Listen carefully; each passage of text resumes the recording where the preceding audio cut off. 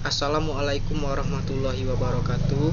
Puji syukur kami panjatkan atas kehadiran Tuhan Yang Maha Esa, atas limpahnya nikmatnya, sehatnya, baik itu berupa sehat fisik maupun pikiran, sehingga saya mampu untuk menyelesaikan pembuatan presentasi sebagai tugas mata kuliah Sistem Komunikasi. Tidak lupa kami mengucapkan terima kasih kepada Bapak Begawan Alvarezi selaku dosen pembimbing mata kuliah Sistem Komunikasi yang telah membimbing kami hingga dapat menyelesaikan makalah ini.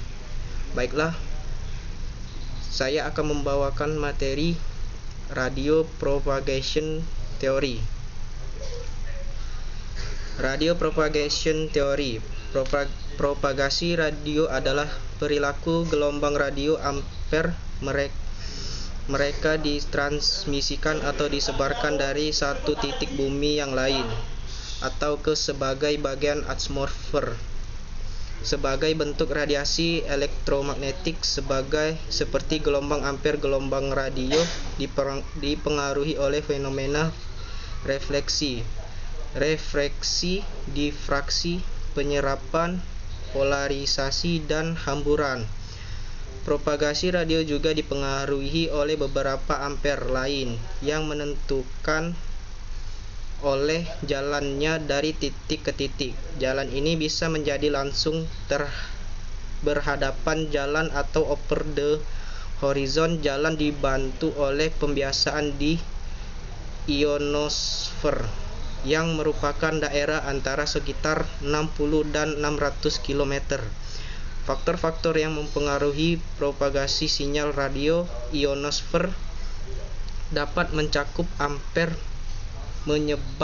menyebar F di jalatan api matahari, badai ampere lapisan ionosfer miring, dan peristiwa proton solar.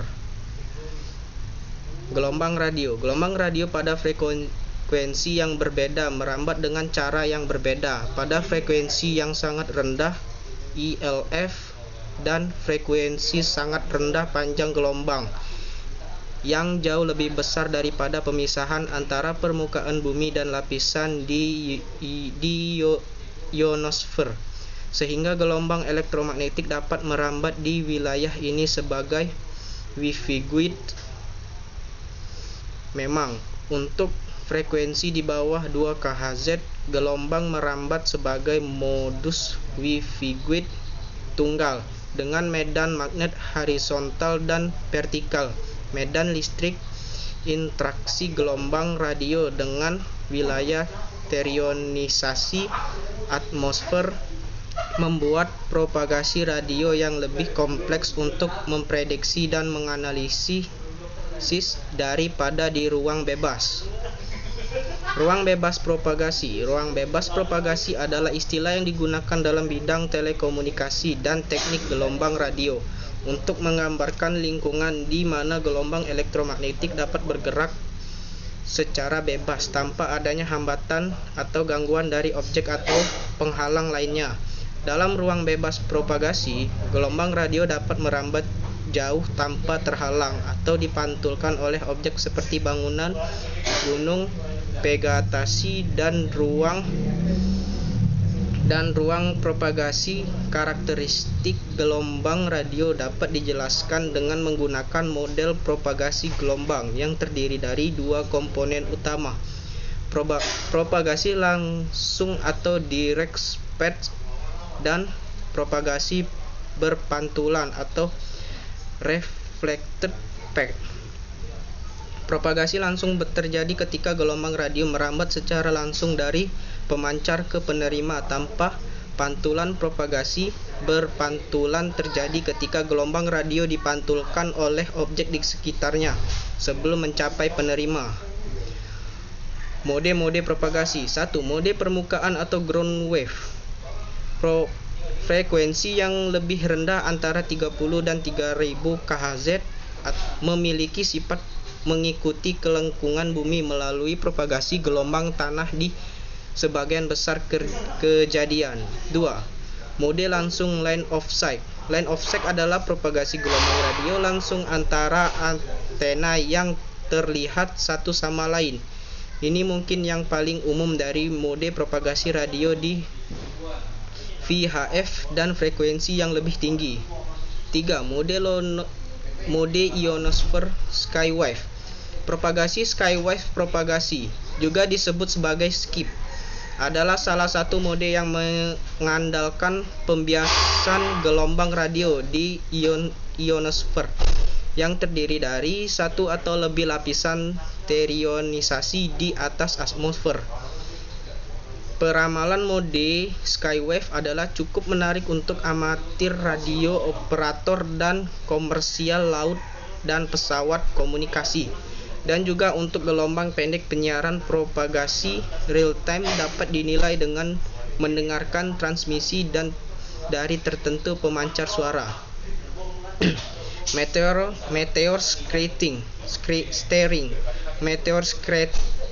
scattering mengandalkan pantulan gelombang radio dari kolom intens terionisasi udara yang dihasilkan oleh meteor.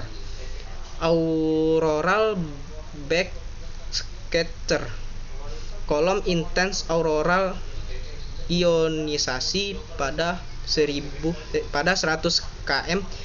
km ketinggian dalam aurora opal backscatter gelombang radio mungkin terutama pada HF dan VHF.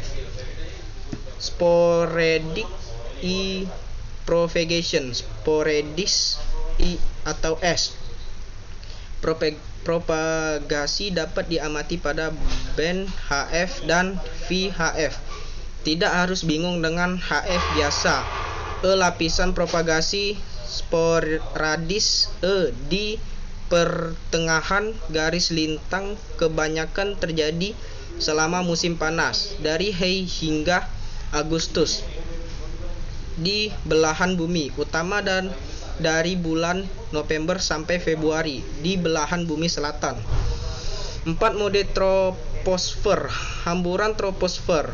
Pada VHF dan frekuensi yang lebih tinggi, variasi kecil atau turbulensi di kepadatan atmosfer pada ketinggian sekitar 6 mil atau 10 km dapat menyebarkan beberapa, biasanya line of sight block, energi frekuensi radio kembali ke tanah, sehingga komunikasi over the horizontal antara stasiun sejauh 500 mil atau 800 km terpisah.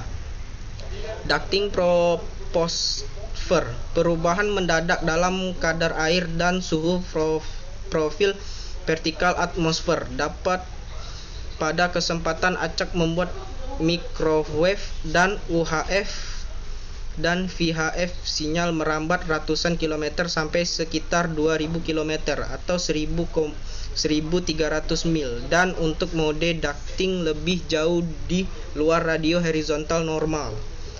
Delay troposphere ini adalah sumber kesalahan teknis pada radio seperti Global Positioning System atau GPS, rain scattering. Hamburan hujan adalah propagasi murni gelombang mikro dan bagus bila diamati sekitar 10 GHz, tetapi meluas ke beberapa GHz yang batas menjadi ukuran hamburan partikel versus panjang gelombang. Airplane scattering, hamburan pesawat atau paling sering refleksing diamati pada VHF melalui gelombang mikro dan selain back. Hamburan hasil propagasi sesaat hingga 500 km bahkan di daerah pegunungan. Lightning scattering, hamburan petir kadang-kadang diamati pada VHF dan UHF jarak sekitar 500 km.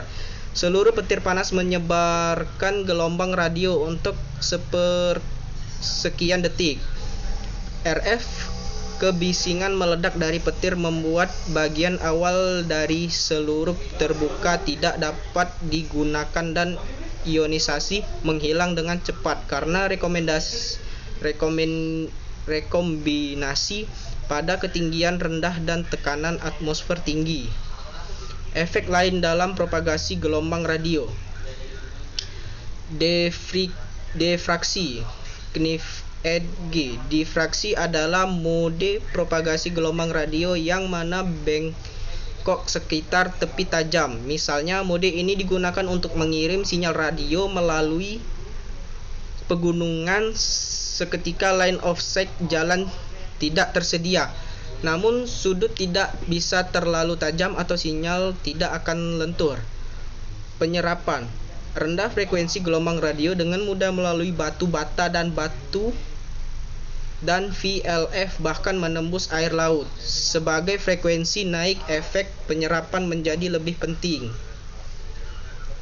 Fresnel zone.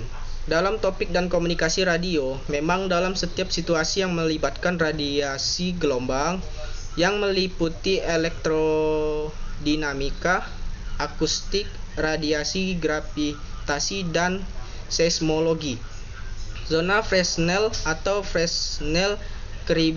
keributan Nel. Nama untuk fisikawan Augustin Jean Fresnel adalah salah satu dari secara teoris tak terbatas jumlah elipsoid konsentris yang menentukan volume dalam pola radiasi. Dari biasanya apertur melingkar, zona Fresnel hasil dari difraksi dengan apertur melingkar de penampang pertama atau terdalam. Zona Fresnel melingkar. Zona Fresnel berikutnya adalah anular atau donat berbentuk di penampang dan konsentris dengan yang pertama. Pentingnya zona Fresnel. Jika terhalang gelombang radio, akan melakukan perjalanan dalam garis lurus dari pemancar ke penerima. Tapi jika ada permukaan reflektif di sepanjang jalan, seperti badan air atau medan halus, gelombang radio yang mencerminkan permukaan yang mungkin tiba entah dari fase atau fase dengan sinyal yang berjalan langsung ke penerima. Fresnel menyediakan sesama untuk menghitung dari mana zona yang mana hambatan tertentu akan menyebabkan sebagian besar dari fase atau sebagian besar dari fase refleks antara pemancar dan penerima. Hambatan di zona Fresnel pertama akan membuat sinyal dengan pengeseran fase jalan panjang 0 sampai 180 derajat. Di zona kedua mereka akan 180 sampai 360 derajat keluar dari fase dan sebagainya. Bahkan zona bernomor memiliki fase maksimum membatalkan efek dan zona bernomor ganjil benar-benar dapat menambah kekuatan sinyal. Diversity scheme. Dalam telekomunikasi, sebuah skema keragaman mengacu pada metode untuk meningkatkan keandalan sinyal pesan dan menggunakan dua atau lebih saluran komunikasi dengan karakteristik yang berbeda. Keanekaragaman ini terutama digunakan dalam komunikasi radio dan teknik umum untuk mengurangi, memudar dan gangguan saluran dan menghindar semburan kesalahan. Kelas berikut skema keanekaragaman dapat diidentifikasi. Keragaman waktu. Beberapa versi sinyal yang sama ditransmisikan pada instan waktu yang berbeda atau berlebihan. Maju kesalahan, kode koreksi ditambahkan dan pesan tersebar di waktu dengan cara bit interleaving sebelum dikirim. Dengan demikian, semburan kesalahan dihindari dan menyederhanakan koreksi kesalahan.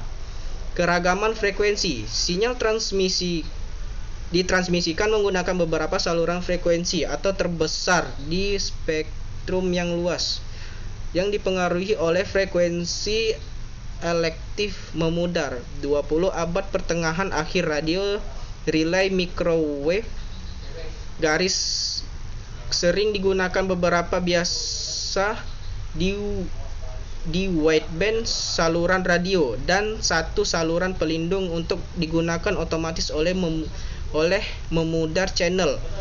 Kemudian contoh termasuk OFDM, modulasi dalam kombinasi dengan subcarrier interleaving dan koreksi kesalahan ke depan. Menyebar spektrum misalnya frekuensi hopping dan DSCDMA. Keragaman ruang, sinyal ditransmisikan melalui beberapa jalur propagasi yang berada dalam kasus transmisi kabel. Hal ini dapat dicapai dengan mengirimkan melalui beberapa kabel. Dalam kasus transmisi nirkabel dapat dicapai dengan keragaman antara menggunakan beberapa antena pemancar transmit diversity dan atau beberapa antena penerima receiver diversity. Keragaman polarisasi, beberapa versi dari sinyal ditransmisikan dan diterima melalui antena dan dengan polarisasi yang berbeda.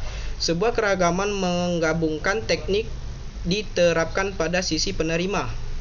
Keragaman multi-user. Keragaman multi-user diperoleh dengan penjadwalan pengguna oportunistik baik di pemancar atau penerima. Penjadwalan pengguna oportunistik adalah sebagai bentuk pada waktu tertentu. Pemancar memiliki pengguna terbaik di antara penerima calon sesuai dengan kualifikasi masing-masing seluruh antara pemancar dan penerima masing-masing. Sebuah penerima harus memberi makan kembali informasi kualitas saluran untuk pemancar menggunakan tingkat terbatas resolusi agar pemancar untuk menerapkan keragaman multi-user. Baiklah, sekian presentasi saya kali ini. Kurang lebihnya saya mohon maaf. Saya akhiri, wabillahi taufiq wal hidayah. Wassalamualaikum warahmatullahi wabarakatuh. Terima kasih.